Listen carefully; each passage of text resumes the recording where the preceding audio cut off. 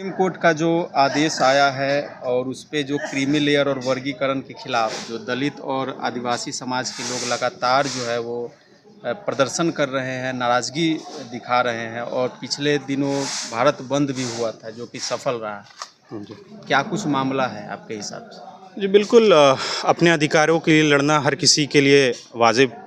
एक शब्द है और रोड पे उतर के चाहे वो किसी भी माध्यम से उन्होंने अपनी बातें रखने की कोशिश की है और ख़ासकर अनुसूचित जाति जनजाति के जो लोग हैं उन्हें यह जो फैसला है उन्हें वो स्वीकार नहीं हुआ, क्योंकि आप देख सकते हैं कि जब संविधान अनुच्छेद ये सब लिखा जा रहा था उसमें ये जो रिजर्वेशन कैटेगरी है वो अनटचेबल अछूत की परिभाषा पे ये चीज़ दी गई थी कि वह लोग जिन्हें लोग सामाजिक जीवन में अछूत समझते थे, उन्हें अनटचेबिलिटी जिन्हें समझा जाता था, जिनके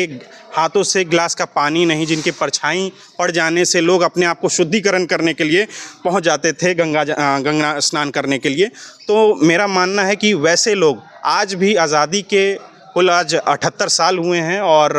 मुझे लगता है जब से संविधान लिखा गया उस समय से आज जो है मात्रम 75 साल हुए हैं और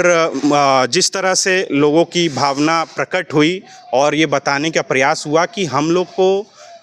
वर्गीकरण करके जो है और डिवाइड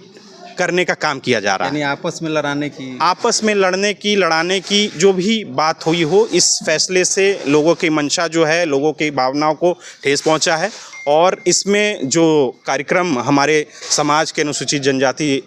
लोगों ने किया, अपने स्तर से उन्होंने पूर्ण रूप से प्रभावशाली एक आंदोलन करने का प्रयास किया है और उन्होंने बिल्कुल दिखाने का प्रयास किया है कि हम सभी लोग एकजुट हैं और ऐसी वर्गीकरण की कोई आवश्यकता नहीं है। हमें हमारा हक अधिकार चाहिए और सबसे बड़ी बात है कि आज हक अधिकार के ऊपर लोग जो बोलते हैं, बताते हैं, तो सबसे बड़ी बात है कि आज भी इस समाज में भी कोई अमीर भी बन जाता है अनुसूचित जाति में, तो आज भी उसको उसी दर्जे में, अछूत के दर्जे में ही पीठ पीछे उनको रखा जाता है। तो मेरा मानना है कि आज ये वर्गीकरण करना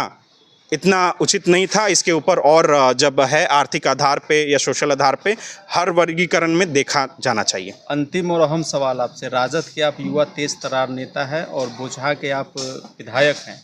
ऐसे में लगातार विपक्ष की जो एक भूमिका है, आप लगातार बिहार में आपके जो तेजस्वी यादव हैं वो लगातार ट्वीट करते दिखते हैं, बोलते हैं कि ये महाजंगल राज आ गया है, लगातार लूट, हत्या, बलात्कार जैसी घिनौनी वारदातें हो रही है, यानी कि लॉ एंड ऑर्डर का कहीं से भी कोई कंट्रोल नहीं रहा, प्रशासन मनमाना कर रही है और पैसे लेकर के वो जो है वो ट्रांसफ़र पोस्टिंग करती है। बिल्कुल, आज देख सकते हैं कि विगत एक महीनों के अंदर 100 से अधिक ऐसी घटनाएं हो गई हैं, जघन्य अपराध के श्रेणी में उसको रखा जा सकता है। अभी जिस तरह से आज देख सकते हैं कि समाज में इतनी जो जंगल राज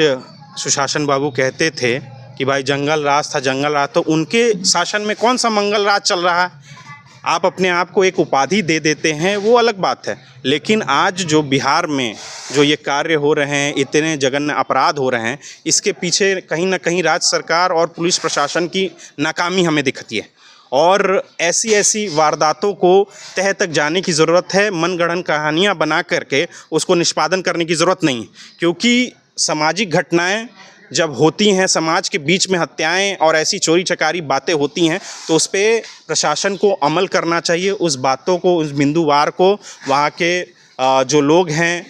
ग्राम के लोग हैं, अगल बगल के लोग हैं, उनसे ये जानकारी को स्पष्ट रूप से जानना चाहिए, न कि एक अपनी थ्योरेटिकल कोई भी प्रेजेंटेशन वहाँ देनी चाहिए।